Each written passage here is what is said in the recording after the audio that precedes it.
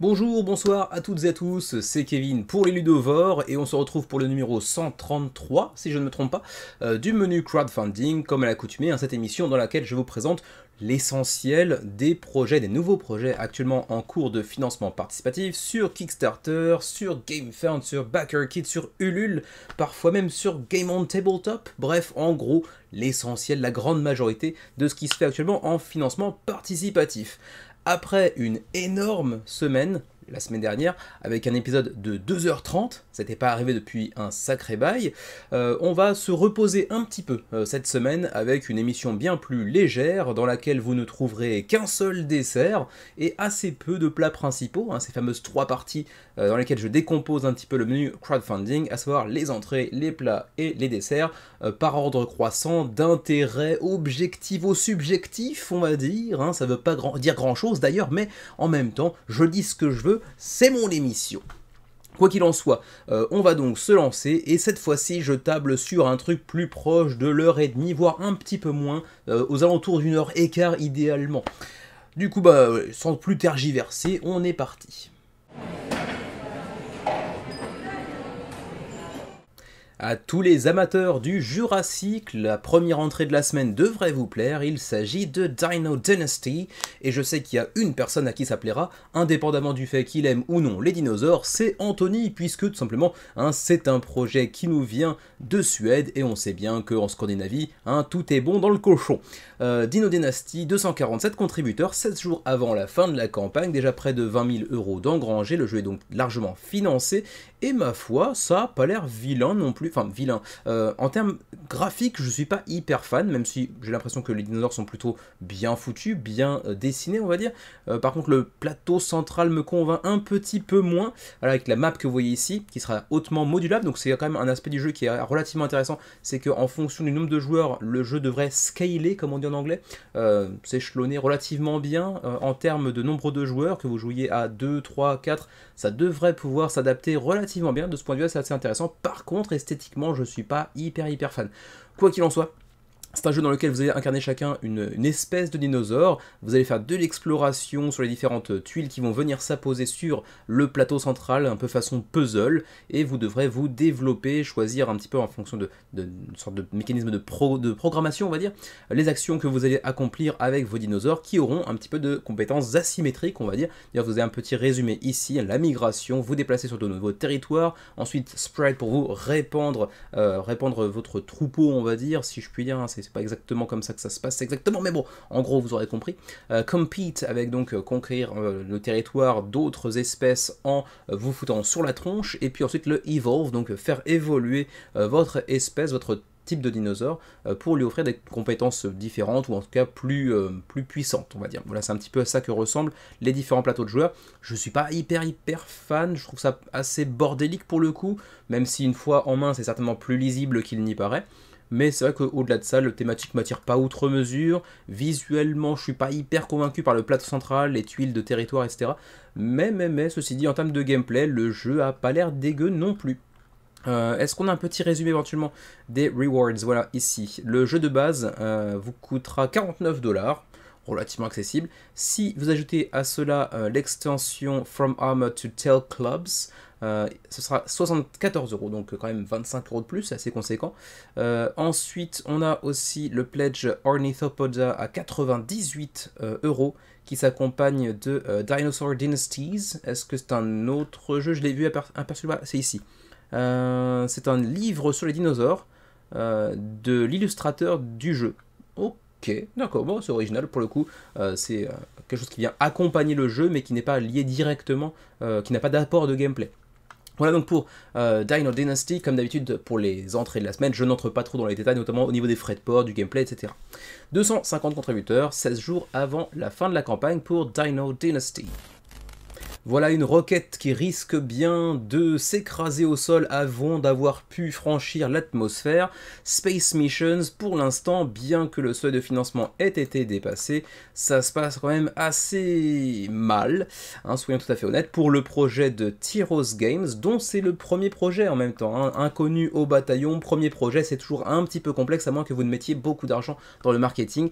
Là, visiblement, ça n'a pas été le cas, campagne qui passe un petit peu inaperçue, avec seulement 75 contributeurs pour 16 jours avant la fin de la campagne, alors que c'est un projet allemand et c'est pas vilain. Déjà, il y a un truc intéressant, sans vouloir trop cracher. En plus, c'est un petit peu un running gag qui est pas toujours vrai, hein, il faut l'avouer. Les jeux allemands sont pas toujours moches. Là, pour le coup, Space Missions, qui est un jeu allemand, est plutôt pas vilain. Et au-delà de ça, en termes de gameplay, il a pas l'air dégueu non plus. Alors, il n'y a pas de VF, ce qui est un petit peu dommage, mais ce petit jeu pour 1 à 4 joueurs, pour des parties de 60 à 90 minutes, dans une gamme un petit peu, on va dire, initiée plus, a l'air d'être plutôt pas mal. Relativement sobre, vous allez essayer de construire votre fusée, votre roquette pour aller justement partir à la conquête de l'espace, on va dire, avec différents étages de votre roquette que vous devrez concevoir en fonction des prérequis, etc. Chacun des joueurs aura un plateau individuel, des cartes qu'il pourra aller recruter, des cartes qu'il pourra, comment dirais-je, contrecarrer si ce sont des cartes qui vont apporter du danger au lancement de sa roquette par exemple. Donc il y a des choses assez intéressantes, je ne suis pas très intéressé par la thématique des fusées vers l'espace, etc.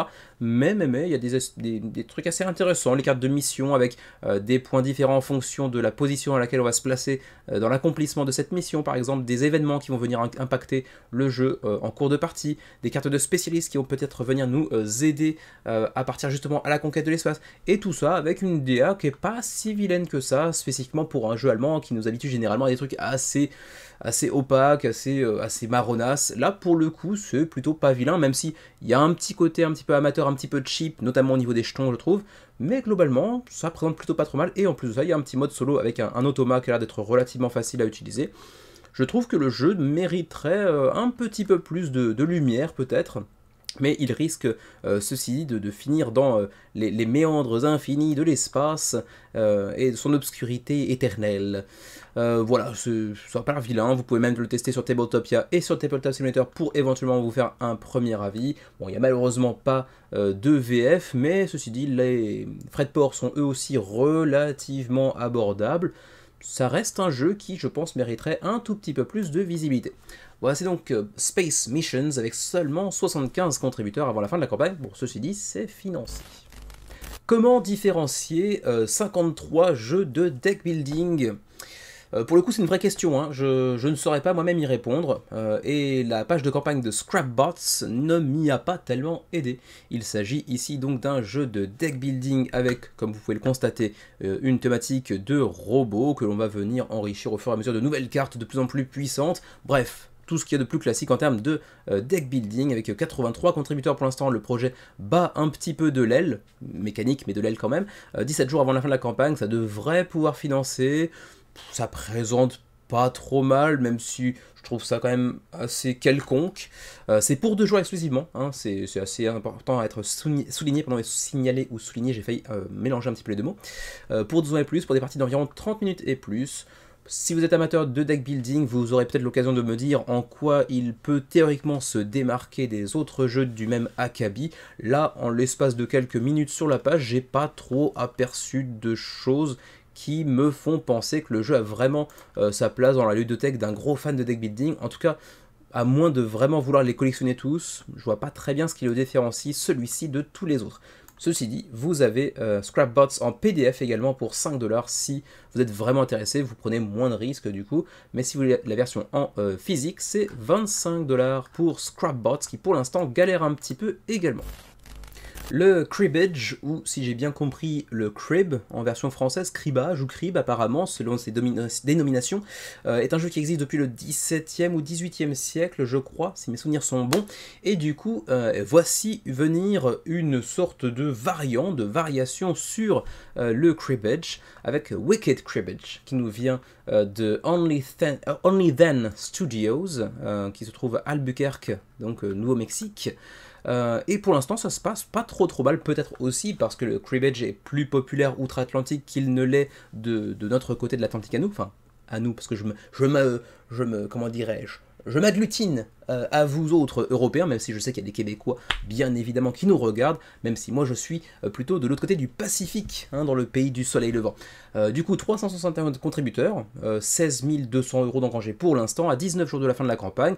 Le jeu est donc largement financé. Est-ce qu'il y a véritablement besoin du jeu pour jouer au cribbage? Non, puisque fondamentalement le cribbage se joue avec 52 cartes, tout ce qui est de plus basique, mais en réalité oui, puisque Wicked Cribbage vient apporter quelques nouvelles stratégies, quelques approches différentes différentes du jeu d'origine, notamment la capacité de garder une main génialissime pour le prochain tour, ce qui n'était pas possible apparemment dans le jeu de Cribbage d'origine apparemment. Donc voilà, il y a quelques petits ajouts, quelques petites modifications qui peuvent le rendre suffisamment intéressant et qui peuvent aussi justifier l'achat d'une boîte de Wicked Cribbage. 45 minutes la partie, c'est pour 8 ans et plus, et c'est exclusivement pour 2 joueurs également. Donc voilà, un petit twist d'un jeu hyper connu apparemment, même si moi pour le coup je ne connaissais pas. Et du coup comme c'est un jeu de cartes fondamentalement, c'est quand même pas très cher, vous le voyez ici, c'est 20 $, d'ailleurs ça aurait pu être un poil moins cher à mon avis, vis-à-vis du contenu exclusivement en cartes, donc ça aurait pu être un petit peu moins cher que ça à mon avis quand même. Il y a même un petit peu de deluxification également, avec ce pledge à 30 $, qui n'attire ceci dit pas grand monde. Tiens, lequel des pledges attire beaucoup? Parce que là je vois que les 12, des 20 backers. C'est peut-être celui-ci, ouais, c'est ça. The Early Bird Deluxe Set, qui était du coup 72 heures uniquement, donc le pledge est terminé, il était à 25 $. Qu'est-ce que c'est que cette deluxification en l'état? Je ne sais pas, et j'ai un petit peu la flemme de chercher, mais je vois qu'il y a une extension, il y a 2 extensions, Luck Lover et Strategy Lover, donc peut-être pour aller mitiger un petit peu la chance, ou au contraire rendre le tout encore un peu plus chaotique. Voilà donc pour Wicked Cribbage, 19 jours avant la fin de la campagne, le projet se porte plutôt pas mal, avec 360 backers. Celui-ci, en revanche, il y a 2 doigts de se prendre une fatality à la Mortal Kombat, hein, donc c'est un petit peu dégueulasse, ça se passe très mal pour Astrea, The Seraphim Paradox, 37 contributeurs, ça picote un petit peu là, hein. Ils sont certainement en train de songer fortement à une annulation, j'imagine. Je les ai vus poster sur un groupe anglophone pour essayer d'attirer un petit peu de traction sur le projet, mais ça a pas l'air de prendre tellement, puisqu'avec 2340 € d'engrangés sur 23 000, on est à peine à 10% du seuil de financement. C'est assez compliqué, c'est exclusivement pour 2 joueurs, pour 30 à 45 minutes la partie, 14 ans et plus, et fondamentalement c'est un jeu de stratégie, de placement de cartes sur une sorte de map un petit peu à Arakan Wars, en moins joli, et c'est peut-être un marché un petit peu bondé aussi. En plus de ça, c'est le premier projet de Black Basilic Games. Du coup, bon, c'est encore une fois un budget marketing conséquent, ça allait être compliqué, et du coup ça se confirme, c'est très compliqué pour Astrea, malgré une DA qui, ma foi, est pas vilaine. Bon, peut-être qu'il y a un petit peu d'intelligence artificielle au niveau de la création artistique, hein, je ne sais pas, ça. Maintenant c'est toujours un petit peu suspect quand on voit des créateurs, des primo-créateurs sur KS, avec des designs plutôt jolis, on se pose toujours un petit peu la question, est-ce que c'est de l'IA, est-ce que c'est pas de l'IA? En tout cas, c'est vrai qu'on peut aussi signaler un petit truc assez marrant, c'est que le fameux Séraphin de ce jeu qui est Astrea ressemble quand même fortement à un personnage assez iconique des années 90-2000 du cinéma américain. Hein, vous mettrez en commentaire ce à quoi il vous fait penser. Pour moi, c'est assez évident, et du coup, ça ressemble pas tellement à l'image que j'ai d'un Séraphin à l'origine. En tout cas, Astrea, bon, triple lot de sous-piqué, atterrissage sur les gencives. On continue avec Quantos Tacos, j'adore les tacos, ça fait longtemps, je m'en ferais bien d'ailleurs. A Dice Chucking Fiesta for the Whole Family, donc vous l'aurez compris, il s'agit d'un jeu d'ambiance, on va dire, hein, pour 2 à 6 joueurs, pour des parties relativement courtes de 10 à 15 minutes, pour 8 ans et plus, donc jeu très familial, qui pour l'instant peine un petit peu à convaincre également avec 67 contributeurs, on est à un peu plus de 50%, on va dire plutôt près de 60% du seuil de financement, 24 jours avant la fin de la campagne. On est sur un jeu relativement simple, relativement accessible, dans lequel on va essayer de simplement répondre à des commandes de tacos en brassant masse de dés pour un jeu qui plus est relativement accessible aussi en termes de prix, avec 18 $ pour le pledge standard. Vous avez même un pledge à 8 $ pour du print and play. Bon, il faudra bien évidemment l'aider à ajouter par vous-même. Il y a aussi un retailers pour les gérants de boutique éventuellement si vous êtes intéressé pour le projet, mais attention, pas de VF pour ce qui est de Quantos Tacos. Voilà donc pour ce second projet de Rachel Maine qui nous vient des États-Unis. Pour l'instant, ça se passe quand même moyennement bien pour Quantos Tacos, qui pourtant est un jeu relativement abordable et familial, qui pourrait trouver un public relativement facilement, mais en même temps, il y a tellement de jeux dans cette catégorie qu'il n'est pas facile de se démarquer non plus. Voici un autre epic fail de cette semaine, il s'agit du très sain The Mission Faithful Odyssey, hein, l'Odyssée sainte quasiment. On va faire du prosélytisme catholique, on va essayer de convertir l'ensemble de la planète au catholicisme. C'est pour 2 à 6 joueurs, pour 8 ans et plus, pour des parties de 30 à 90 minutes, et pour l'instant ça n'a attiré que 33 contributeurs. Sont cela les derniers survivants du catholicisme? Je ne sais pas, en tout cas pour le premier projet de Jackie Nold, ça n'a pas convaincu grand monde. C'est quand même plutôt pas vilain visuellement parlant. Alors ça fait très amateur, ça fait très premier jeu avec assez peu de budget. Il y a un petit côté pandémique avec les routes que l'on voit ici, les petites miniatures qu'on va venir y poser, hein, des églises, des petites croix, des prêtres missionnaires j'imagine, etc. En vrai, ça peut être fun, j'en ai absolument aucune idée, mais c'est vrai que ça fait quand même assez amateur pour le coup. Il y a même des jeux vidéo dedans, allez savoir pourquoi. Voilà, je suis pas hyper convaincu, mais bon, il en faut pour tout le monde, et après tout, ça peut être relativement sympa. J'ai rien contre, j'ai rien non plus tellement pour être tout à fait honnête. Mais bon, il a le mérite d'exister. Le VIP Early Bird est à 40$.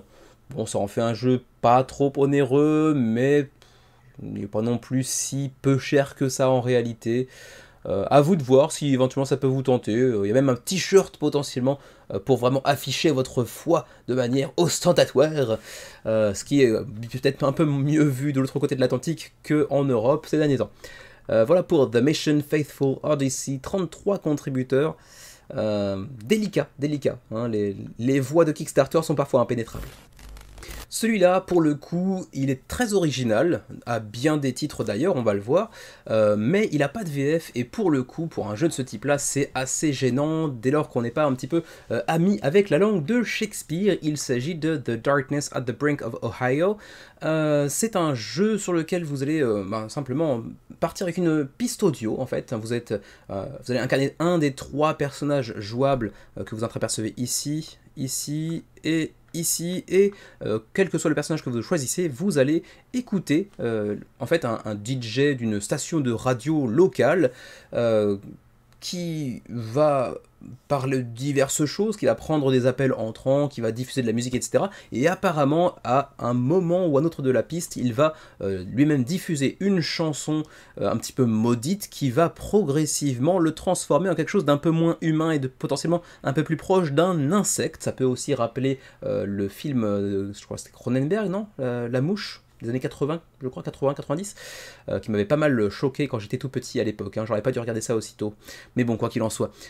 Du coup, assez intéressant, vous devrez prendre des notes dans un journal, avec un stylo non fourni dans le jeu, et essayer de résoudre l'enquête au fur et à mesure qu'elle se déroule devant vous. C'est assez intéressant comme concept, je trouve ça assez perché, mais dans le bon sens du terme, le tout souvent dans un livre, avec un journal que vous devrez avoir en compagnie également, en votre compagnie, pour pouvoir prendre des notes, mais je trouve ça assez intéressant. Le pitch de base est assez particulier, et de ce point de vue-là, j'aimerais bien essayer un jour, mais c'est vrai que, vous le voyez, hein, ne serait-ce que la version PDF plus la version physique, ça sera quand même 30$ pour ce qui est fondamentalement un livre plus une piste audio. C'est un petit peu cher, mais bon, en même temps ça va, ça reste relativement accessible. Vous avez aussi une version uniquement PDF, donc sans la version physique, mais ça reste du coup pour le coup un peu cher. La 15$ juste pour un PDF et la piste audio, ça fait un poil cher quand même.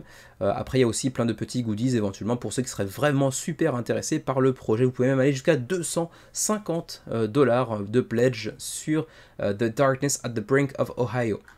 Voilà, projet assez intéressant, mais pas de VF, du coup ça risque d'en intéresser assez peu pour un jeu qui fondamentalement est assez original, assez perché, mais encore une fois, dans le bon sens du terme, j'aimerais bien le tester un jour ou l'autre, si l'occasion m'en est donnée. 170 contributeurs, 6000€ d'engrangés approximativement, 26 jours avant la fin de la campagne pour The Darkness at the Brink of Ohio.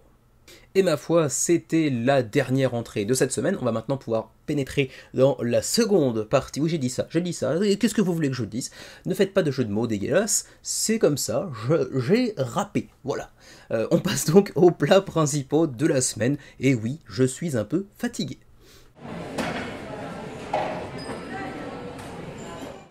Le premier plat principal de la semaine, on va pouvoir aller assez rapidement, et quand vous m'entendez dire ça, en général, vous savez la suite de ma phrase, c'est que simplement, Nyx en a fait une vidéo, notre très cher comparse Nyx, qui en a fait une présentation de 15-20 minutes sur le jeu adapté d'une licence de jeu vidéo relativement indie, hein, relativement indépendant, relativement méconnu du grand public. C'est donc Children of Morta, un jeu coop qui se base sur un mécanisme de backbuilding partagé par tous les joueurs qui est relativement intéressant à propos d'une famille qui va incarner une famille de gardiens face à des monstres qui vont venir déferler sur vous progressivement, et il y a un petit aspect aussi de, pas de dungeon crawler du tout, mais de, comment dirais-je, j'ai perdu le mot parce que je ne joue plus aux jeux vidéo et j'ai jamais été intéressé par ce type là particulièrement, mais comment ça s'appelle déjà, c'est pas des hack and slash?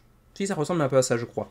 Bref, en gros, plein de monstres qui vont vous menacer au fur et à mesure de votre partie, des vagues de monstres successifs pour progresser ensuite sur une carte avec différents chapitres et donc différents personnages un petit peu asymétriques que vous devrez donc manipuler en utilisant autant que faire se peut les compétences des uns des autres avec une certaine synergie pour entrer un peu en symbiose pour espérer vous en sortir tous ensemble. C'est pour 1 à 4 joueurs pour 45 minutes la partie, près de 1000 contributeurs déjà et 67 000 € d'engrangés, 19 jours avant la fin de la campagne, pour ce qui est le premier projet de Roomies Games. Pour en découvrir l'histoire, je vous encourage à aller voir la vidéo de Nyx qui justement parle un tout petit peu du créateur Amir Salamati, qui a une histoire assez intéressante, qui est partie d'Iran, qui à l'origine était un peu le mec qui a lancé l'univers du jeu de société en Iran, assez intéressant de ce point de vue-là. Et qu'est-ce qui l'a amené à faire une adaptation d'un jeu de société, enfin d'un jeu de vidéo pardon, relativement méconnu? Ça, c'est une autre question à laquelle je n'ai pas la réponse. Quoi qu'il en soit, vous le voyez, là, la DA est plutôt pas mal, relativement fidèle au jeu vidéo pour le peu que j'ai pu en voir. Le matos a l'air d'être relativement convaincant aussi. On voit qu'il y a un livret à fascicules comme ça se fait beaucoup ces dernières années, avec différents lieux sur une map sur laquelle vous avez évolué en fonction des résultats du donjon précédent. Est-ce que vous avez réussi à vaincre tous les monstres, auquel cas vous pourrez progresser, éventuellement choper de nouvelles cartes, de nouvelles compétences ou améliorer celles que vous avez déjà. Et c'est assez intéressant de partir sur ce backbuilding partagé par tous les joueurs. J'ai pu y jouer d'ailleurs, hein, je ne l'ai pas encore dit, mais avec Nyx justement, pour qu'il puisse tester le jeu pour sa toute première partie sur Tabletop Simulator à l'époque, et c'est vrai que c'était plutôt sympa, c'était plutôt agréable comme première partie, même si du coup, en termes de timing, on pensait être relativement large, et du coup, on s'est fait zigouiller sur la fin de partie. Voilà, pour le reste, vous pouvez apercevoir un petit peu ce qui vous est proposé. Sachez que d'ailleurs les petits jetons ici que vous voyez en acrylique, non, c'est pas de l'acrylique, c'est du plastique, je pense, du plastique de base. C'est pour la version Deluxe, attention, hein, il y aura différentes versions plus ou moins deluxifiées en termes de composants. Faites attention à ça au niveau du prix. Voilà, les différents personnages que vous pouvez incarner avec John, plutôt le tank, on va dire, du groupe, hein, une forte défense, capacité d'aider les autres en prenant des dégâts, etc. Linda, qui, elle, vous le voyez, est plutôt sur la distance avec son arc. Kevin, parce que oui, je suis dans le jeu, voilà, je suis partout, qui lui, apparemment, est plus sur un mécanisme de risque assez élevé, mais avec bien évidemment des récompenses plus conséquentes également. Et puis Lucy, qui, elle, apparemment, va faire beaucoup de dégâts en fonction de son niveau de rage emmagasiné. Et puis Mark, qui lui va pouvoir faire des combos dans tous les sens. Il y aura donc de l'exploration, il y aura max de combat, avec un petit peu de gestion de... Bon, c'est même pas de la gestion de ressources, mais ça s'y apparente un petit peu, avec le backbuilding que vous allez faire progressivement. Il y aura aussi différents modes de jeu, un mode avec des... comment dirais-je, une histoire véritablement, et puis un autre un peu plus one-shot, on va dire. Voilà, je passe assez rapidement pour le reste. Bon, comme beaucoup de jeux coop, sachez-le, hein, il faut connaître bien votre groupe, puisque ça peut potentiellement, comme beaucoup, pas tous, mais comme beaucoup de jeux coop, avoir cet effet un petit peu de alpha player, un joueur qui domine un petit peu tous les autres autour de la table et qui prend les décisions un petit peu pour tout le monde. Bon, je ne l'ai pas tellement ressenti moi avec Nyx parce que du coup on n'était pas ce profil de joueur là, mais il faut quand même toujours le garder un petit peu à l'esprit. Je pense que c'est un jeu qui peut typiquement verser dans ce travers parfois un petit peu malheureux. Pour le reste, le pledge de base, vous le voyez ici, de page, j'ai dit le pledge de base, oui, le pledge de base, c'est le Guardian's Pledge à 45 $ américains. Attention, au-dessus, c'est le dollar canadien, ça a l'air gros comme ça, mais non, en dollars américains, c'est 45, donc relativement abordable pour un jeu qui a l'air d'être relativement bien produit, même si on n'a pas de plateau double épaisseur, on n'a pas non plus de linen finish dans tous les sens, etc. Mais quand même, c'est plutôt joliment produit, même si je suis moins fan des cartes de monstres, qui pour le coup me semblent très sobre. En dehors du monstre, c'est quand même un aplati de gris avec un léger dégradé. Je trouve ça pas très beau, mais le reste me convainc un peu plus. Voilà les éléments et les tokens, etc. plutôt en bois ici, avec une potentielle deluxification que l'on va voir ici dans le Goddess Pledge à 85 $. Donc tout de suite là on passe un certain cran en termes de tarifs, mais on aura des marqueurs en métal, on aura des pièces de métal, on aura des gemmes en acrylique, on aura des tokens en acrylique, donc en plastique, ceux que j'ai mentionné tout à l'heure, qui, c'est vrai, rendent quand même beaucoup mieux, il faut bien le dire, d'autant plus qu'on sera amené à les manipuler assez souvent via le backbuilding, donc c'est quand même plutôt sympatoche. Et puis aussi 5 petites boîtes de rangement, j'imagine, pour chacun des personnages, pour pouvoir ranger et installer votre jeu plus rapidement. On a aussi un Divine's Pledge à 115 $ qui vient ajouter des tapis de néoprène ainsi que des dés marbrés qui sont assez classe, il faut bien l'avouer. Mais ça devient un jeu un peu cher pour le coup. Si vous pouvez aussi prendre les néoprènes ou les dés en add-on si vous le souhaitez pour faire un petit peu à la carte, on va dire. Voilà, c'est à peu près tout. On va juste passer rapidement sur les frais de port, mais d'abord je mentionne le petit mode solo que vous voyez ici, également la version Tabletopia ou TTS d'ailleurs, que j'ai pu tester avec Nyx, ici, qui seront disponibles durant la campagne. D'ailleurs la mention de Nyx est d'ailleurs ici, pour ceux que ça intéresse. Il avait un avis plutôt positif sur le jeu, plutôt très positif d'ailleurs. Vous retrouverez sa vidéo en entier, voilà, ici. Il y a également derrière la société des jeux, voilà ici, qui en a fait une vidéo également, mais pour le coup, j'ai pas encore pris le temps de la regarder. Pour ce qui est du shipping, pour le Canada, 20 à 23 $ de frais de port. Pour l'Europe, pour l'Union Européenne, c'est 19,23 $. Pour la Suisse, c'est 42,45 $. Ça pique méchamment chez les Helvètes. Et puis pour nous qui sommes dans le Rest of Asia, 28 à 35 $ de frais de port. Voilà tout pour Children of Morta, près de 1000 contributeurs désormais, 19 jours avant la fin de la campagne. Pas beaucoup de projets en VF pendant cette semaine de menu crowdfunding, mais ça y est, on en voit un avec Tramways Engineers Workbook Volume 2. C'est le projet de Alban Viard que vous apercevez ici, donc AV Studio Games, avec ses 8 projets créés. En plus, il a une deuxième page Kickstarter. Je n'ai pas très bien compris comment il passait de l'une à l'autre. Je crois qu'il y en a deux, hein, me semble-t-il. Mais vous le connaissez peut-être pour la Nano 9 Games, avec notamment Railway, City Planner, Empire. Vous le connaissez aussi pour Clinic, qui est certainement son jeu le plus célèbre à ce jour. Ou encore Pulp Invasion, pour lequel il y a eu plusieurs campagnes par le passé. Et donc, il arrive pour sa 8e campagne sur Kickstarter avec le second volume de Tramways Engineers Workbook. Et du coup, il n'y a pas le volume 1 ici, donc ça devait être sur son autre compte. Il jongle un petit peu entre les deux. Et donc, c'est une expérience solo que vous pouvez aussi jouer éventuellement en duo, en compétitif. C'est pour l'instant une campagne qui se passe plutôt pas mal, avec 301 contributeurs, 20 jours avant la fin de la campagne. 15 000 € d'engrangés, on vient tout juste de passer le seuil de financement, et c'est un jeu dans lequel vous avez donc un livret à fascicules, dans lequel vous allez explorer 24 villes différentes, potentiellement plus avec les stretch goals. Et en fait, c'est un jeu de puzzle. Hein. Vous devez essayer de résoudre différents puzzles de chemins de voies ferrées, on va dire, à travers des villes comme Chicago, peut-être Paris, j'ai pas regardé toutes les villes, Cape Town ici. C'est relativement bien présenté, l'iconographie a l'air d'être assez claire, tout ça est relativement joli pour le type de jeu dont il s'agit. Vous allez bien sûr écrire sur le jeu, donc attention, il s'agit d'un jeu quasiment legacy, on pourrait dire, hein. Vous avez impacté le matériel du jeu, mais les stylos fournis dans la version physique sont effaçables, donc vous pouvez aussi recommencer, ce qui a tout un intérêt dans le sens où si c'est un puzzle et que vous vous foirez, il faut quand même pouvoir effacer, ça semble relativement important. Voilà, pour le reste, je connais assez peu l'univers de Tramways Engineers Workbook. J'avais pas traité le volume 1, je pense, à l'époque de sa première campagne, me semble-t-il. J'en ai pas souvenir en tout cas, mais je trouve ça plutôt pas vilain, même si c'est pas une thématique qui m'attire des masses. Et ça peut être un bon petit casse-tête solo assez intéressant, éventuellement si vous êtes amateur du genre. Vous pouvez d'ailleurs essayer ici les 3 premières villes qui sont gratuites en PNP, hein, pour éventuellement vous faire la main, voir si c'est un type de jeu qui pourrait vous intéresser. d'autant plus que c'est relativement accessible, hein, je le disais tout à l'heure, 29 € pour la version physique, et il y a éventuellement une petite locomotive en 3D, en impression 3D, mais bon, 7 € c'est un petit peu cher pour ce que c'est malgré tout. Pour ce qui est des frais de port de la version physique, je l'ai paumé, non c'était ici, voilà. France 8, 10, 10 en fonction du nombre de copies que vous allez prendre. Pour le reste de l'Europe, ça va aussi entre 9 et 14. Pour le Canada, 10 à 14 également. Et pour nous qui sommes en Asie, ce serait également 10 à 14 apparemment. Voilà donc pour ce qui est de Tramways Engineers Workbook Volume 2.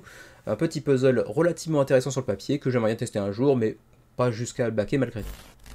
Un projet qui visuellement avait l'air plutôt ambitieux et qui pourtant se heurte à une première semaine relativement passée inaperçue du côté de chez GameFound. C'est toujours un petit peu le risque de lancer sur GameFound quand on est quand même assez peu connu. On sait quand même un peu plus compliqué de se faire une place ou de se faire remarquer que sur Kickstarter. Il s'agit de Eye of Zamrock Invasion, qui est un jeu compétitif dans un univers de epic fantasy / dark fantasy, un peu dégueulasse au niveau des monstres, avec... oh pardon, je vais un petit peu taper la caméra là. Avec de la stratégie, avec de l'aventure, avec de la construction de cités, du développement de villes, ainsi que la gestion de ressources. En gros, pour espérer l'emporter, votre royaume devra être aussi équilibré que possible entre la poursuite de vos ambitions personnelles et la nécessité de coopérer avec les autres joueurs autour de la table, pardon, pour essayer de réussir à, comment dirais-je, contenir un petit peu la menace des démons alentours. C'est pour 1 à 6 joueurs, assez particulier comme configuration, le 6 sur un jeu comme ça. J'aurais dit 1 à 4 de base, mais apparemment c'est jouable jusqu'à 6 pour des parties relativement longues de 3 heures environ. Pour les différents, comment dirais-je, composants gameplay, on va dire, du jeu, je les ai déjà un petit peu mentionnés tout à l'heure, mais stratégie, ressources management, donc gestion de ressources, contrôle de territoire, je ne l'ai pas mentionné tout à l'heure, avec des factions asymétriques bien évidemment aussi. Ensuite, continuons, une petite précision sur la durée des parties, c'est 1 heure par joueur. Donc tout à l'heure, il tablait sur 3 heures pour couper un peu la poire en deux, mais si vous jouez à 6, de fait, ça peut durer très longtemps par exemple, hein. Donc sachez-le. Voilà, pour le reste, la présence sur table est pas dégueu. Visuellement, le jeu présente plutôt bien. Il y a des miniatures qui ont l'air d'être plutôt jolies également. La DA de manière générale est plutôt réussie, même si elle n'est pas diablement originale. Il y a de la symétrie, il y a l'air d'avoir une certaine profondeur de jeu, une certaine rejouabilité. Donc je trouve ça malgré tout assez intéressant, même si je ne me suis pas plongé plus que ça sur le projet, parce qu'il est assez cher et qu'on est sur pas sur une semaine assez lourde, mais sur une période avec pas mal de projets qui m'intéressent, donc je préfère ne pas me tenter trop en suivant la campagne de Eye of Zamrock, d'autant que je sais personnellement que c'est pas un jeu qui correspond à notre groupe de joueurs. Alors, petit point sur le gameplay, Eye of Zamrock Invasion, le gameplay est divisé en tours, chaque tour consiste en 3 phases, les actions, l'économie et la phase de royaume. Apparemment, durant ces différentes phases, vous allez pouvoir accomplir 5 actions qui vous apporteront des points d'influence sur l'ensemble du royaume. Vous avez un petit aperçu ici avec différents gifs, des actions que vous pourrez accomplir, telles que du déplacement en zone. Vous voyez qu'il y a beaucoup de zones différentes, avec de la récolte de ressources, avec des missions en fonction, des quêtes, voilà, en fonction des zones dans lesquelles vous vous trouvez, des quêtes que vous avez en main, bien évidemment, en fonction aussi des équipements que vous avez, éventuellement des personnages qui vous accompagneront. Bref, il y a plein de choses à prendre en compte. Ensuite, il y a les déplacements des démons, parce que oui, ça c'est la fameuse phase qui va vous menacer tous, en fait, hein. C'est une sorte de IA qui contrôle, enfin ça contrôle pas grand chose, c'est des dés, hein, mais qui va contrôler des démons qui vont impacter l'ensemble des joueurs autour de la table de manière négative. Donc c'est un petit peu l'aspect semi-coop du jeu qui le rend, je trouve, assez intéressant. Et après, il y a tout cet aspect de développement de votre cité, construction de votre cité, développement de vos cités, de vos défenses, etc. pour mieux lutter contre les vagues ennemies. Voilà, tout ça est relativement intéressant malgré tout, même si, vous le voyez, c'est pas donné. Le pledge de base est quand même à 89 €. Ensuite, vous avez un Adventure Pledge à 121 qui vient ajouter les différents add-ons que vous voyez ici, le Zamrockpedia, qui est une sorte de artbook, on va dire, le Argless Tale, Zamrock Poster, donc un poster, les fichiers STL, donc pour faire des impressions 3D, des miniatures que vous entreapercevez ici par exemple. Ensuite, on a un pledge à 140 qui vient aussi ajouter par-dessus un playmat en néoprène pour remplacer le plateau central. C'est toujours, enfin, c'est pas toujours, c'est souvent beaucoup plus agréable avec un playmat, il faut bien l'avouer, mais ça a un certain coût quand même. Voilà, ensuite il y a des petits add-ons par-ci par-là, avec une Dice Tower par exemple, avec les fichiers STL que vous pourrez prendre, aussi les ressources en argile je crois. Pour 32 €, c'est quand même très cher les ressources, mais bon, il faut être très fan du coup du projet. Voilà, on va passer assez rapidement sur le reste de la boîte. Vous avez perçu aussi les plateaux de joueurs relativement beaux, encore une fois, hein, la DA est plutôt satisfaisante. L'ergonomie du jeu a l'air d'être plutôt bien pensée également. Les miniatures sont pas dégueulasses, enfin, en termes de réalisation. Elles sont volontairement dégueulasses en termes d'approche artistique, mais elles ont l'air d'être relativement bien faites, même si c'est pas les plus détaillées qu'on a pu voir jusqu'à maintenant, il est vrai. On va passer assez rapidement maintenant au shipping. Pour l'Union Européenne, ce sera 28 €, pardon, de frais de port, c'est quand même un petit peu cher. Pour le Canada, 36, ça pique. Pour le reste de l'Asie où nous sommes, nous, 39 € de frais de port. Ouais, ça peut aussi en partie expliquer l'attrait relativement faible de cette campagne de la part des backers actuellement. Voilà donc pour ce qui est de Eye of Zamrock Invasion, 170 backers seulement, mais quand même déjà 23 500 € d'engrangés, donc le projet est financé 23 jours avant la fin de la campagne. On enchaîne sur le projet surprise de la semaine. On parlait déjà de plantes et de fleurs la semaine dernière avec justement la fleur. Et cette semaine, on parle de Vicious Gardens, un jeu un peu plus vicieux, un peu plus coup de pute entre amis, avec un jeu brutalement fun. Avec des plantes cette fois-ci imaginaires pour le coup. 2000 contributeurs, c'est un peu la raison pour laquelle je vous dis que c'est le projet surprise de la semaine. On l'attendait pas, il est venu un peu sans prévenir et pam, ça fait des chocs à pic. Référence pour les boomers, 25 jours avant la fin de la campagne, déjà 110 000 € d'engrangés pour Vicious Gardens, qui est le premier projet de Ross Brugink, et ma foi, il nous a pris un peu de cours. Avec Vicious Gardens, je l'avais même pas vu venir, alors que généralement les campagnes, je les vois arriver 6 mois, 3 mois au moins avant leur apparition, mais là pour le coup, non, celui-là je l'ai vraiment pas vu venir, et il prend tout le monde de court avec un très joli score. 30 minutes la partie, 2 à 6 joueurs, 10 ans et plus, donc relativement accessible, avec une possibilité également de jouer en équipe, pour ceux que ça pourrait intéresser, ou pour les publics les plus jeunes aussi, par exemple. Au-delà de ça, c'est vrai qu'on est sur un gros succès, hein, 2000 contributeurs en fin de première semaine pour un jeu d'un premier projet qui plus est, c'est un excellent score, et pourtant, j'avoue que, gameplay, je ne sais pas, je n'y ai pas joué, mais en termes de DA, je suis vraiment pas fan. Je trouve ça pas très joli. Le fait que ce soit des plantes originales imaginées pour le jeu, très bien, très imaginatif, pardon, très créatif, super. Par contre, en termes de DA, je suis vraiment pas conquis du tout. Mais bon, quoi qu'il en soit, c'est un jeu dans lequel vous allez donc produire des plantes et des fleurs en tout genre, que vous allez pouvoir récolter, que vous allez pouvoir utiliser pour compléter des missions qui vous donneront des points de victoire en fin de partie. Vous allez aussi pouvoir mettre des bâtons dans les roues de vos adversaires en utilisant des cartes de spécialistes que vous voyez ici. Est-ce que j'ai dit ici 2 fois d'affilée? Pourquoi? Je ne sais pas. Ici avec la carte de pestilence, ici avec des cartes de vers de terre, de pollinisateurs qui vont venir vous déranger, etc. Bref, plein de moyens de mettre des bâtons dans les roues, de faire des petits coups de dans le dos de vos amis autour de la table. Donc un jeu relativement chaotique, j'imagine. Si on joue à 3, 4, 5, 6 joueurs, il y a potentiellement des alliances de courte durée qui vont rapidement être remplacées par d'autres, etc. Il y a moyen que ça chouine un petit peu à la table, hein, s'il y a des mauvais joueurs, mais ça peut être assez fun si vous avez le public pour.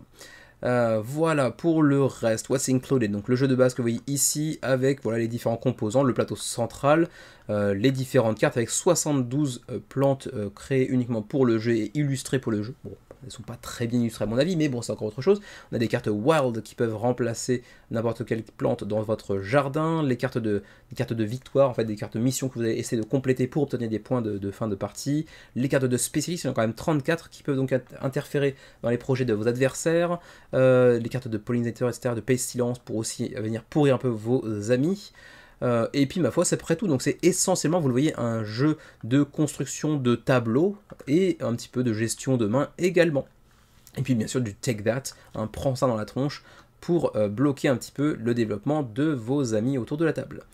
Voilà, pour le reste, ma foi, on peut aller rapidement voir le prix des différents pledges. Hein, je vous laisse rapidement le petit how to play brièvement. Vous allez jouer des cartes à votre tour, utiliser des spécialistes pour faciliter la suite de votre partie ou pour pourrir celle de vos adversaires autour de la table. Vous allez choper des cartes de victoire pour espérer gagner plus de points en fin de partie que vos adversaires, etc., etc. Et puis donc la possibilité de jouer en équipe aussi, comme je l'ai mentionné tout à l'heure. Donc les niveaux de pledge, disais-je, il y a d'ailleurs une extension. J'arrive pas à trouver les niveaux de pledge. Ah, ils sont ici, voilà. Alors, 36 $ pour le jeu de base, relativement accessible. Vous avez ensuite un pledge un poil plus cher à 42 $ qui vient s'accompagner d'une sorte de couverture du jeu que vous voyez ici. Ça rend un peu plus... Bon, c'est plus joli. C'est vrai, c'est quand même plus joli, mais le contenu est le même, donc bon, pas convaincu quand même. Ensuite, on a un pledge à 48 $ qui vient s'accompagner d'un couple d'extensions, c'est un anglicisme, un couple d'extensions, a couple expansion, de 2 extensions, Chaos Critters, et puis Fancy Plants également, donc pour aller ajouter un petit peu de profondeur de gameplay, un petit peu de rejouabilité encore, à ce jeu, le tout pour 48 $. Ensuite, toujours pour 48, on a 2 autres extensions, Noxious Weeds et Cruel Summers, et j'imagine qu'on va avoir un pledge avec toutes les extensions, voilà les 4 extensions que vous voyez ici, plus le jeu de base, ça reste relativement accessible avec 56 $. Voilà, pour le reste, on a un dernier, ah oui, c'est avec la couverture justement, mais on s'en fout un petit peu. Voilà, voilà. En add-on, on peut aussi remplacer les cartons par du métal pour les jetons de fin de saison notamment. On va pouvoir passer maintenant au shipping. Pour le shipping, voilà, ici Canada, 20 $. Pour un jeu relativement abordable, les frais de port sont eux assez élevés. Pour l'Union Européenne, 17, pour la Suisse, 23, pour nous en East Asia, 26. Les Brésiliens, ils doivent vraiment être très fans du jeu s'ils le veulent, parce que c'est plus cher que le pledge maximal de se le faire envoyer. Voilà donc pour Vicious Gardens, le petit projet surprise de la semaine. Vous me direz ce que vous en avez pensé. Est-ce que vous comprenez un petit peu la semi-hype à son sujet? J'avoue que pour l'instant, je ne décèle pas de raison particulière à son succès, d'autant plus que la DA me convainc pas tellement de mon côté. 2000 contributeurs, 25 jours avant la fin de la campagne pour Vicious Gardens. On avait déjà mentionné The Dutch Resistance Orange Shall Overcome au début de la chaîne, je crois. Hein. Ça c'est l'extension qui vient d'arriver sur Kickstarter, d'ailleurs ça commence plutôt très bien, 628 contributeurs, 26 jours avant la fin de la campagne et près de 50 000 € d'engrangés d'ores et déjà, mais il me semble que le jeu d'origine, donc le même jeu sans extension à l'époque, avait fait un score relativement anecdotique, donc peut-être que le jeu avait pas mal convaincu les gens parce que derrière la nouvelle campagne, ma foi, se porte plutôt pas mal. 700 contributeurs, c'était pas mal, effectivement, c'était pas mal, mais du coup on est presque au même score en fin de première semaine, ce qui peut vouloir dire, ça peut ne pas vouloir dire aussi, mais ça peut vouloir dire que le jeu de base a plutôt convaincu les backers, que le bouche à oreille a fait son œuvre, et pour le coup, Orange Shall Overcome, petit jeu coopératif pour 1 à 5 joueurs, semble faire son chemin et trouver son public. C'est pour des parties relativement longues, ceci dit, attention, hein, 1h30 à 3 heures de partie pour ce jeu coopératif qui se base essentiellement sur un mécanisme de pick-up and deliver, comme on dit en anglais, autrement dit, on va vous confier un truc que vous allez devoir porter d'un point A à un point B, sauf que on est durant la Seconde Guerre mondiale, durant la période pendant laquelle la Hollande, comme bien d'autres pays, était sous la domination nazie, et donc il va falloir vous faufiler bien sûr en passant entre les mailles des filets nazis. C'est pour 1 à 5 joueurs, j'ai déjà dit je crois. On continue, en gros... j'ai déjà mentionné le jeu, c'était quand d'ailleurs, j'ai même pas regardé tout à l'heure, c'était il y a au moins 2 ans, hein, peut-être même 3, qu'on avait traité Dutch Resistance. Allons voir, alors c'est ici, 2021, mais fin 2021, ouais, ça fait quand même 2 ans et demi. Et donc il revient avec le jeu de base, mais il y ajoute également une nouvelle extension. On va essayer de voir what's in the box, voilà, pour le base game, le jeu de base, avec la ville, je crois que c'est Amsterdam, me semble-t-il, les différentes cartes que vous voyez ici. La DA est pas vilaine, c'est un peu fouillis par moment, comme vous le voyez ici, sur certaines cartes il y a beaucoup de texte, et il n'y a pas de VF, donc ça c'est un petit peu dommage également, mais en gros le matos du jeu de base, et donc l'extension que vous voyez ici, qui va coûter quand même 37,75, donc 35 €. pour l'extension seule qui vient ajouter de nouvelles cartes, de nouveaux personnages également, nouvelles identités, nouveaux modes solo peut-être également. Mais c'est toujours aussi fouillis, toujours aussi, comment dirais-je, compact en termes de texte, et du coup, bon, ça peut être un petit peu délicat à prendre en main, surtout si on n'est pas très fan de la langue de Shakespeare. Là, il y a quand même des gros blocs de texte écrits très petits, ça peut être un petit peu gênant. Le matos, lui, a l'air d'être relativement cheap aussi, pour un jeu qui finalement est pas si donné que ça peut être un petit peu gênant, mais bon. L'extension s'intitule Dare to Strike, donc oser frapper. Il y a un petit peu de deluxification potentielle également, avec des meeples de soldats nazis notamment, ou d'infirmières, de docteurs, etc. Le tout pour 25 € pour aller deluxifier un petit peu votre expérience. Les Pledge Levels. On a les Pledge Levels de base à 5 € pour le PNP, hein, donc pour ceux qui voudraient juste imprimer le jeu en anglais ou en hollandais. Et vous aurez aussi l'accès au Pledge Manager pour éventuellement mettre quelques sous supplémentaires sur la version physique éventuelle. Ensuite, la version anglaise ou hollandaise de l'extension, uniquement l'extension, donc Dare to Strike, 35 €. Ensuite, si vous voulez le jeu de base, c'est 60 €, et bien sûr, vous pouvez aussi prendre un all-in, donc jeu de base plus extension plus la deluxification. 125 €, c'est quand même assez cher, et il y a aussi des add-ons par-ci par-là, notamment la deluxification, si ça vous intéresse. Et du coup, je trouve que même si la DA est plutôt pas vilaine, même si le jeu a l'air d'être relativement intéressant, même s'il n'a pas l'air d'être marquant non plus, j'avoue que je ne m'attendais pas à ce qu'il fasse un aussi bon score. Bon, on est à 700, c'est pas non plus mirobolant, mais quand même, il fait plutôt un bon score pour un jeu avec un matériel relativement cheap, qui n'a pas non plus fait tellement parler de lui, mais qui pourtant semble avoir suffisamment convaincu les backers de la première campagne, qui ont dû en faire du coup un bon chat à oreille derrière, parce que ça marche plutôt très bien. Ensuite, le shipping pour le reste de l'Europe, donc tout sauf Hollande-Belgique. Le reste de l'Europe, c'est 10, 18, 20, 25 en fonction du pledge que vous allez choisir. Pour le Canada, 10 € jusqu'à 35 €. Pour le Rest of the World auquel nous appartenons donc, c'est 15 à 50 € de frais de port donc c'était Dutch Resistance avec l'extension Dare to Strike. Voilà donc pour ce nouveau projet avec 630 contributeurs, projet hollandais, assez rare pour être signalé, en même temps c'était assez court d'avance, 26 jours avant la fin de la campagne, plutôt un bon succès pour un jeu que je ne voyais pas aller aussi vite, même si toute mesure gardée, 628 backers, c'est pas non plus énorme ici. On enchaîne tout de suite avec Regicide Legacy. Regicide n'est pas hyper connu dans nos contrées, et pourtant dans la sphère anglophone, c'est un jeu qui avait fait un gros buzz il y a de ça 2-3 ans, notamment parce qu'il y a une chaîne YouTube anglaise qui a une force de frappe assez conséquente. Si vous ne connaissez pas, il s'agit de Shut Up and Sit Down, qui est une chaîne bourrée d'humour, qui est vraiment hyper agréable à regarder. Je vous conseille d'aller la regarder si vous êtes suffisamment compétent en anglais. C'est une chaîne qui vaut le détour, qui est vraiment assez fun.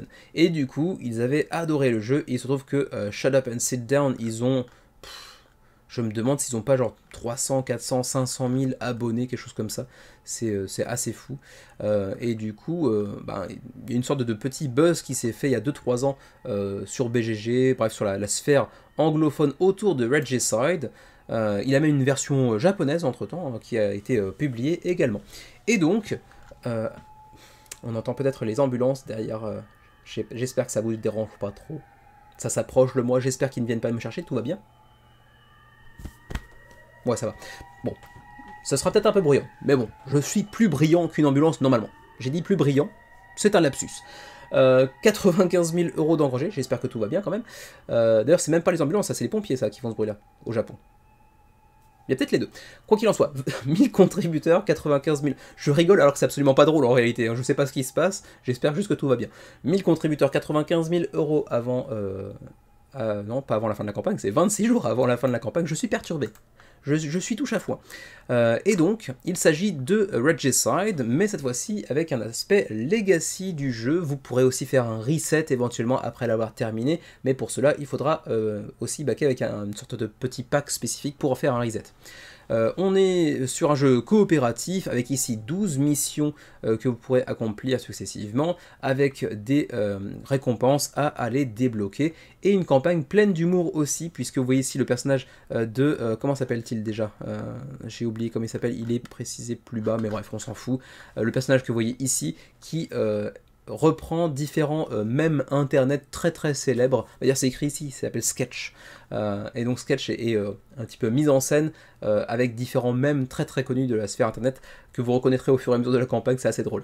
Donc c'est pour 1 à 4 joueurs, pour des parties de 30 à 45 minutes, ce qui en fait un jeu coopératif relativement facile à sortir, assez peu de matos, essentiellement des cartes, et pour des parties relativement courtes. Donc c'est assez agréable, avec 12 missions, donc rejouables si vous prenez le set pour faire un reset justement, avec des upgrades, avec des stickers, attention c'est un legacy, il faut apprécier, c'est pas pour tout le monde, avec quand même plus de 400 cartes dans le jeu.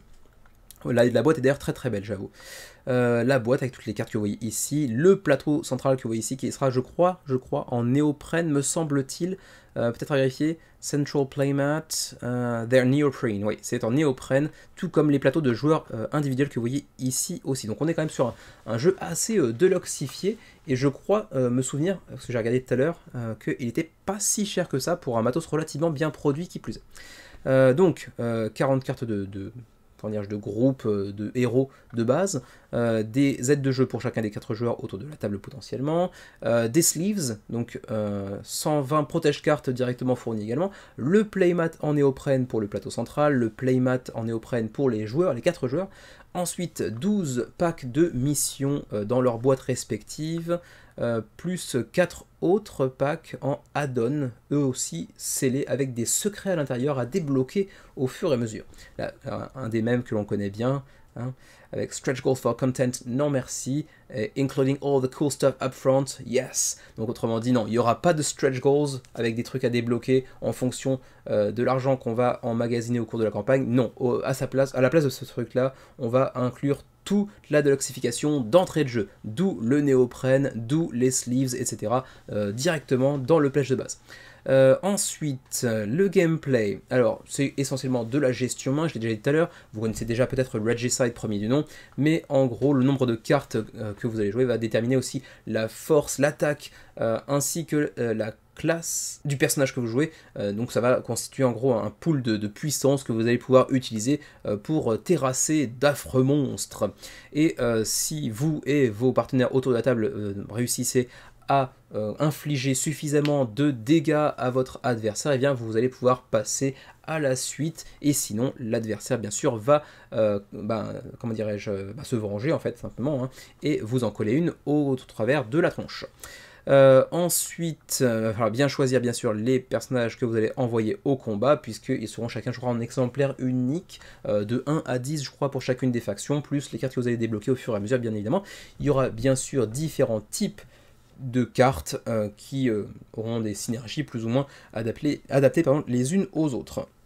Ensuite, ça c'était quoi? Oui, c'était le meme avec Sean Bean dans Lord of the Ring, donc le Seigneur des Anneaux. One does not simply progress when you lose a mission. Et oui, on ne progresse pas simplement dès lors qu'on perd une partie, il faudra certainement la recommencer, j'imagine. Ensuite, Meet the Party, donc les différents personnages des différentes factions que vous allez pouvoir incarner, ainsi que Sketch et Frankie également. Là, le fameux mime avec Batman et Robin, bref, je vais pas les passer tous en revue, mais en tout cas, moi, ça m'a bien fait rire de parcourir cette page de campagne. Ensuite, continuons, là, le pledge avec DiCaprio. What is a Legacy Game? Bon, vous connaissez, un jeu dans lequel on va impacter les composants de manière permanente, en général. C'est pas toujours vrai, mais c'est souvent le cas. Donc attention, si vous n'êtes pas trop amateur de ça, c'est peut-être pas forcément un jeu pour vous, mais il y a aussi un mode éternel éventuellement. Une fois que vous aurez complété l'ensemble de la campagne, vous pourrez jouer encore et encore aux différents packs que vous aurez déjà préalablement terminés.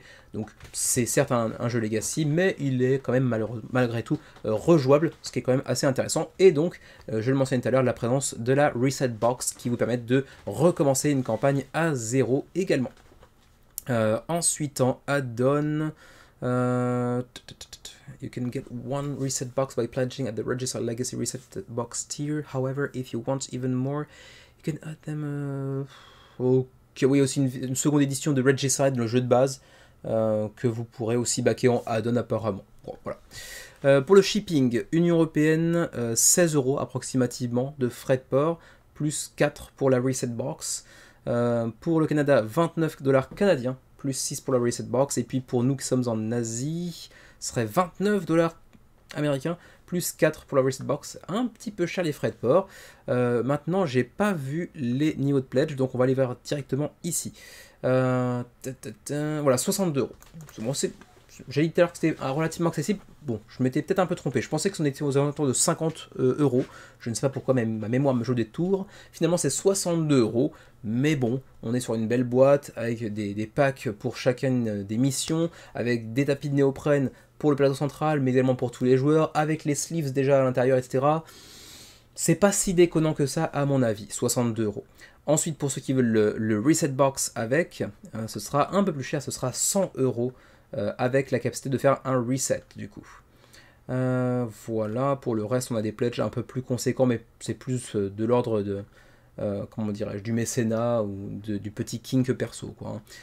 Voilà pour ce qui est donc de Regicide Legacy. J'aimerais beaucoup tester Regicide premier du nom, ça fait longtemps que j'y pense d'ailleurs, mais Regicide Legacy c'est certainement encore plus intéressant parce que Legacy, on avait fait une vidéo il y a longtemps, une vidéo de Sur le pouce, il y a plus d'1 an, peut-être 2 ans même, sur la chaîne, dans laquelle je présentais les raisons pour lesquelles j'appréciais tout particulièrement les modes Legacy, les jeux Legacy, en tant que concept en tout cas, mais un peu moins le mode éternel dans un jeu Legacy comme c'est présenté ici dans Regicide, parce que un jeu Legacy ça a tellement à offrir de choses uniques que le mode éternel, une fois que vous avez fini la campagne de base, semble un peu plus fade à mon avis, et on y prend certainement moins de plaisir. Bon, je pourrais éventuellement me tromper, je ne sais pas ce qu'il en sera pour Regicide Legacy, mais c'est l'impression que ça me donne en général. Voilà pour Regicide Legacy, qui pour l'instant, ma foi, fait une campagne relativement modeste, compte tenu de la, de la popularité du jeu d'origine, avec seulement 1020 contributeurs, près de 100 000 € d'engrangés, 26 jours avant la fin de la campagne, malheureusement pas de VF. Autre projet relativement intéressant et original cette semaine, c'est Lightspeed Arena. Pourquoi c'est original? Parce que vous allez utiliser un smartphone ou une tablette pour voir l'issue de vos combats. C'est-à-dire qu'en fait, vous allez voir que ici, chacune des cartes avec des vaisseaux pointe vers d'autres vaisseaux avec des lasers pour espérer les détruire. On le voit voilà, ici. Et en fait, une fois que les cartes sont disposées sur la table, voilà comme ceci, vous allez prendre une photo de votre table avec les cartes disposées ainsi, et en fait, l'application dédiée va en fait simplement faire la suite du tracé de chacun des lasers qu'elle voit pour en déduire l'issue du combat. Et du coup, c'est assez original. Est-ce que c'est un gimmick plus qu'autre chose? Oui, certainement. Est-ce que ça a un vrai intérêt, un vrai apport en termes de gameplay?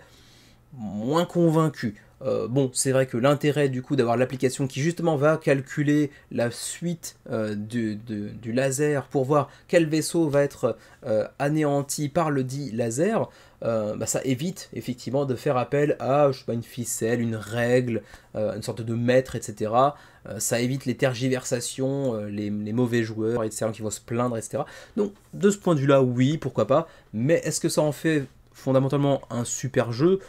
Pas forcément.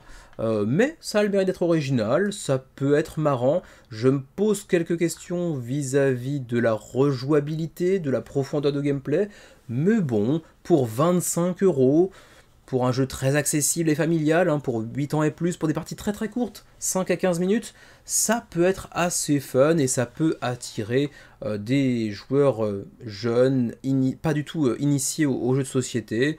Ça peut attirer également des personnes un petit peu récalcitrantes aux jeux de plateau parce qu'il y a l'aspect justement smartphone, technologie qui va avoir ce petit effet waouh de voir les combats s'effectuer en temps réel. Pourquoi pas, ça peut être assez marrant, et en plus on voit qu'il y aura également une VF pour Lightspeed Arena, en tout cas l'application sera aussi disponible en VF semble-t-il. Et vous l'avez vu, hein, le jeu est quand même pas très cher en plus. Il y a même un petit mode solo, un petit mode solo dans le jeu, bon, pour un jeu de cette durée-là, je vois pas très bien l'intérêt, mais bon, après tout, pourquoi pas. On n'est pas à l'abri d'une belle surprise. Ensuite, sachez qu'il y a aussi des extensions, si mes souvenirs sont bons. Voilà, ici, on a l'extension Black Hole, que vous voyez là. On a l'extension Glyphon, bref, des petites extensions qui vont ajouter un petit peu de profondeur de gameplay, peut-être un petit peu de rejouabilité par-ci par-là, parce que mine de rien, il ne s'agit pas juste de disposer les cartes et de voir où les lasers atterrissent. Il y a aussi un petit peu de stratégie par-ci par-là. Il y a aussi un petit peu de set collection, si j'ai bien compris aussi. Donc ça peut être intéressant malgré tout. Les pledges, on a donc le pledge de base à 25 €. Ensuite, on a le pledge Rising Star qui vient s'accompagner des deux extensions, donc Glyphon et Black Hole. En plus de l'application dédiée sur votre smartphone ou tablette, bien évidemment, dans tous les cas. Ensuite, on a le pledge Ace à 45 € qui vient ajouter quoi de plus du coup. Donc là, c'était joué jusqu'à 5 joueurs pour le Rising Star. Et là, avec Ace, c'est joué jusqu'à 6 joueurs. Ok, donc qu'est-ce que ça ajoute du coup? Glyphon et Black Hole, ils sont tous les deux là. L'application, elle est là. Donc ça va juste ajouter le matériel pour jouer à 6. Du coup, si c'est le cas, c'est un peu moche d'aller échelonner comme ça le nombre de joueurs sur différents niveaux de pledge. Ouais, pourquoi pas, après tout. Bon, si ça peut coûter moins cher pour ceux qui ne jouent qu'à 4 éventuellement, pourquoi pas. Je suis pas convaincu. Nostalgic Ace à 55 €. Et là, ça vient ajouter aussi Analog Downgrade. Qu'est-ce qu'ils veulent dire par là? Il y a une sorte de petit livre que l'on voit là. Play without the app or follow along with cardboard counters. Ok, pour ceux qui voudraient jouer sans technologie pour le coup. Mais c'est plus cher. Bon, c'est étrange. Voilà, ma foi, c'est à peu près tout ce que je peux vous dire. Il y a des petits add-ons éventuellement pour ceux qui vous intéressent, mais en fait c'est juste la même chose, mais pour prendre un petit peu plus à la carte, on va dire. Et puis on va aller rapidement voir maintenant les frais de port. Les frais de port qui sont ici, voilà. Pour le Canada, 25, 25, 28. Assez cher, c'est quand même aussi cher que le jeu de base en fait. Pour les frais de port du Canada, c'est quand même assez méchant. Pour la Belgique, 11, 12, 12. Pour la Suisse, 16, 17, 17. La France, c'est où par contre? Non, c'est pas livrable en France quand même. Ah non, EU Others, donc ça va être ici. 14, 15, 15 pour la France, j'imagine. Ensuite, pour nous au Japon, 21, 22, 22 dollars de frais de port. Et ça devrait théoriquement être livré pour le mois de février prochain, si tout se passe bien d'ici là. Voilà donc pour Lightspeed Arena, petit projet assez original avec cet aspect technologique qui visuellement rend bien. Est-ce que ça aura plus d'intérêt que juste l'aspect gimmick, c'est fun 5 minutes une fois sur la table? C'est un autre sujet, pour l'instant je ne saurais pas en juger. Bon, à voir, en tout cas c'est assez intriguant. 582 contributeurs pour Lightspeed, 27 jours avant la fin de la campagne.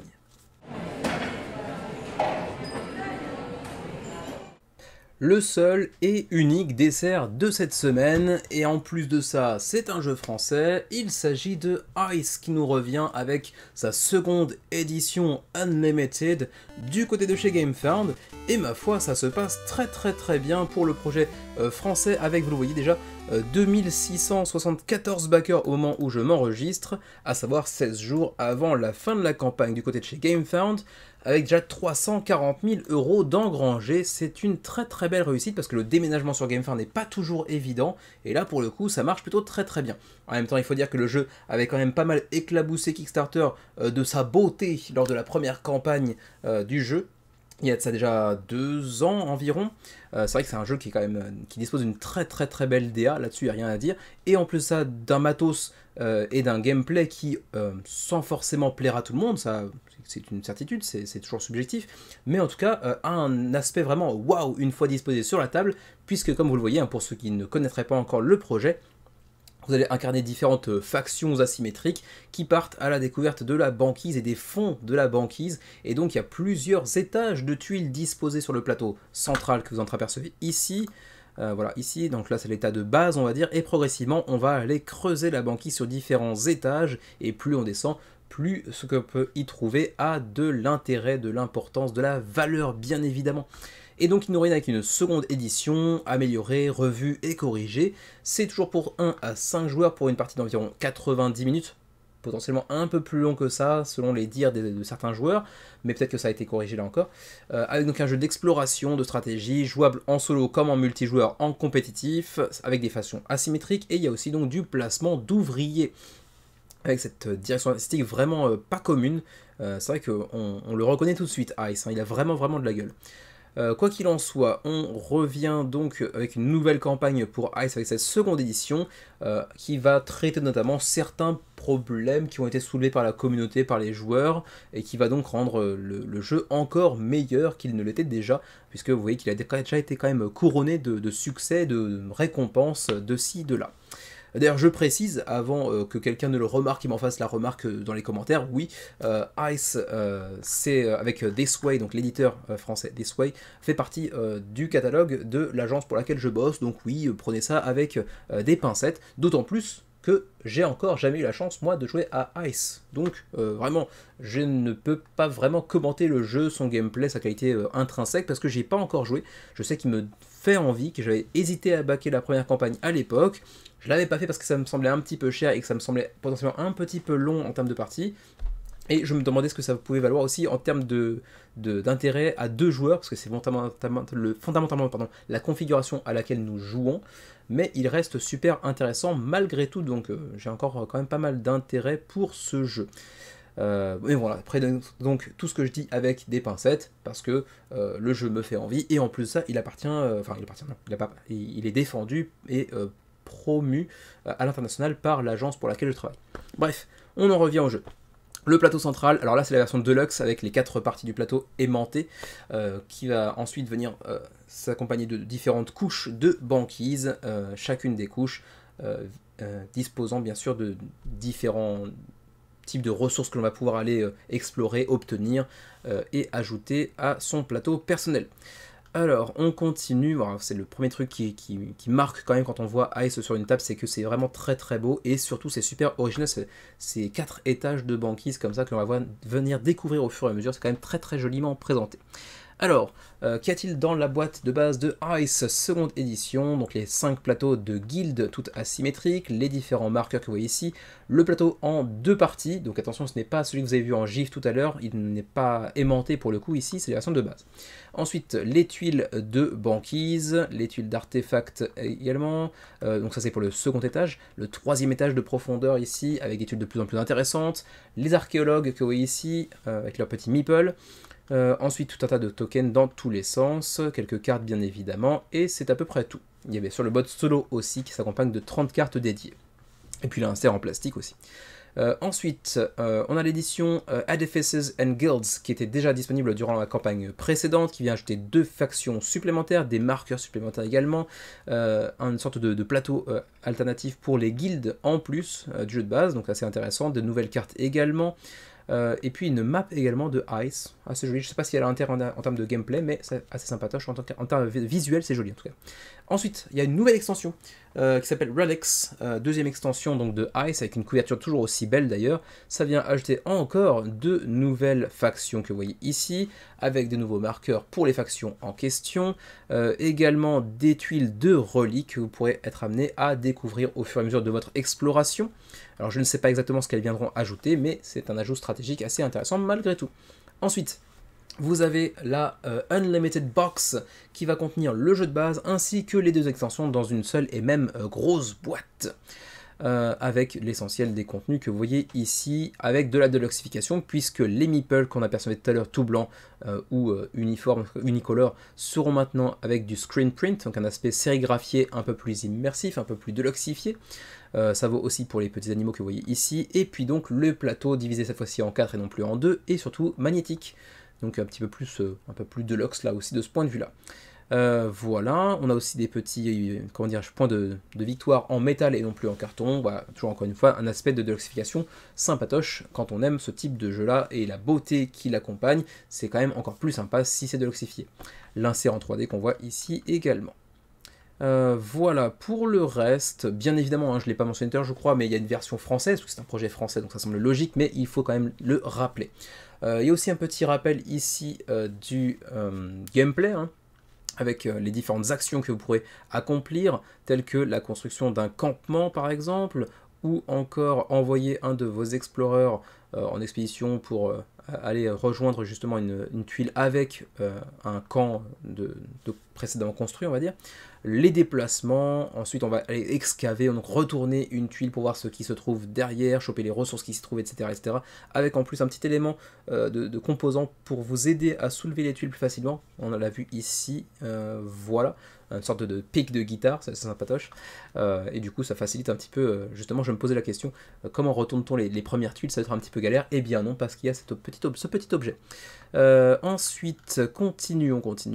Il y a un petit détail aussi sur Edifices and Guilds, donc l'extension numéro 1, qu'est-ce qu'elle vient ajouter, les édifices, les faveurs de guildes, et puis surtout la nouvelle extension que l'on voit ici, qui a été faite en collaboration avec Harry Conway de Veiled Fate, qui a participé à la création des reliques de cette extension.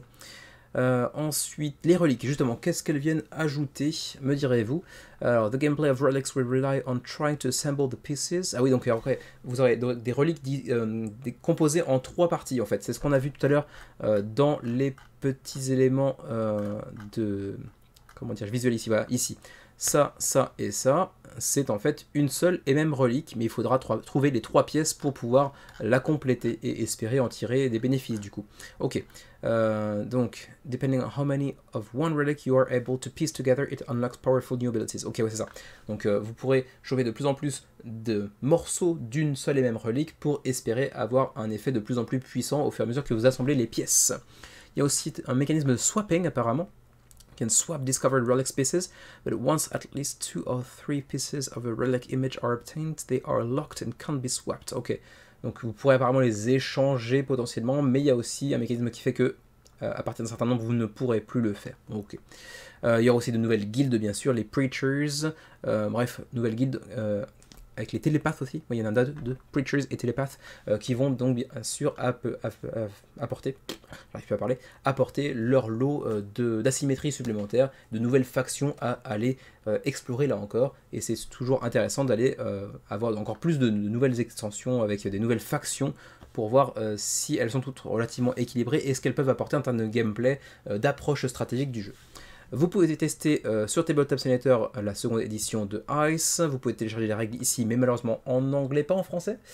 Ça me semble bizarre, vu que c'est quand même un projet français. Peut-être que c'est sur une autre page, peut-être qu'il y a une page francophone dédiée, je ne sais pas. Quoi qu'il en soit, le mode solo qui a été revu et corrigé également ici. On continue.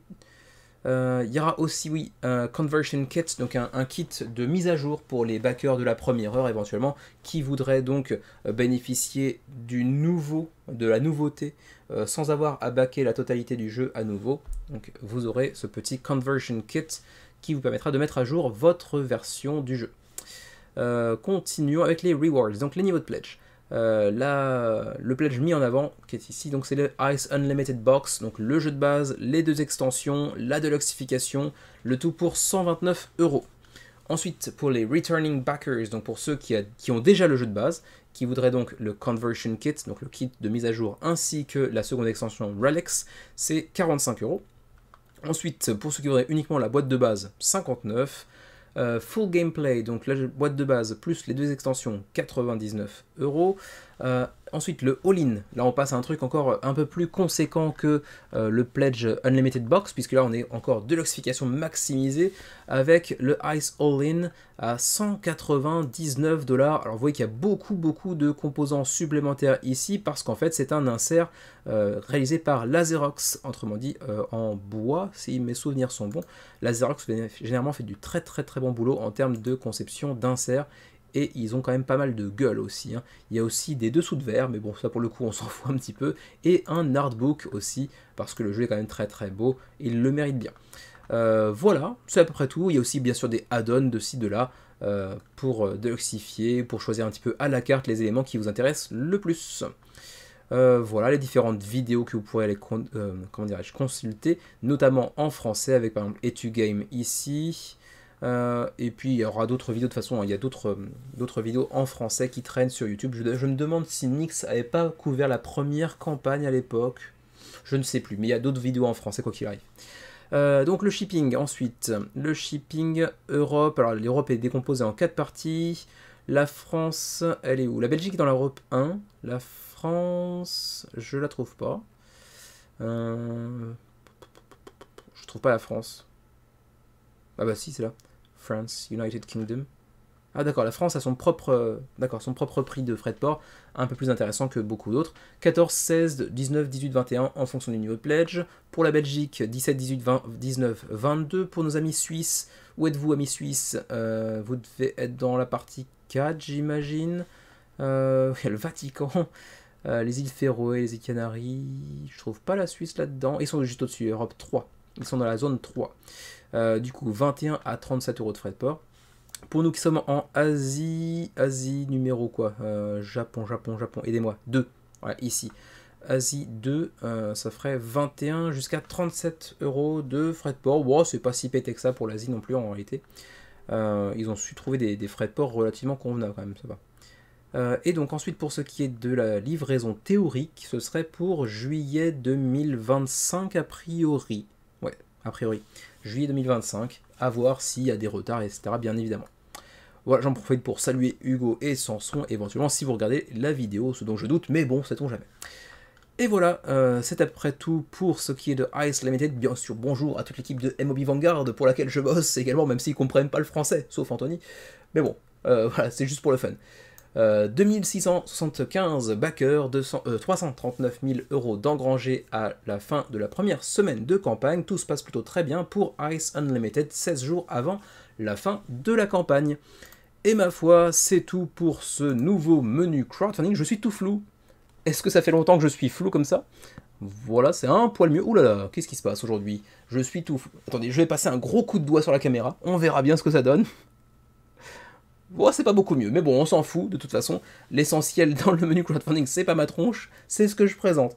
On va finir la vidéo comme ça, très très flou, ça n'a pas de grande importance. De toute façon, vous le savez, je l'ai mentionné à quelques reprises récemment, j'ai une nouvelle caméra que je dois installer sur le PC également. Je l'ai toujours pas fait parce qu'il me faut un câble et que j'ai la flemme de l'acheter, mais je vais le faire. Les vidéos faites sur la table seront maintenant en 4K grâce à la caméra, mais pour l'instant, je suis toujours sur la webcam pour ce qui est du menu crowdfunding. Ça va changer bientôt, là je suis un petit peu trop occupé, mais je vais m'en charger. Quoi qu'il en soit, merci de m'avoir suivi, même quand je suis flou. C'est pas parce que je suis bourré, c'est pas parce que vous êtes bourré, c'est juste que la caméra est merdique. On se retrouve très prochainement, merci encore de m'avoir suivi. D'ici la prochaine vidéo, portez-vous bien, jouez bien, et à la prochaine.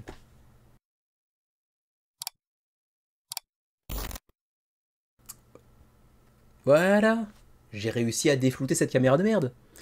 Voilà. Bon bah c'est tout. Il n'y a pas grand chose de plus à dire, c'était juste que je voulais partager cette petite victoire avec vous.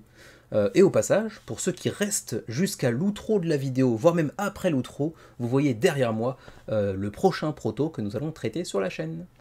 Voilà, petit bonus pour vous, exclu. À la plus quand même, à la prochaine.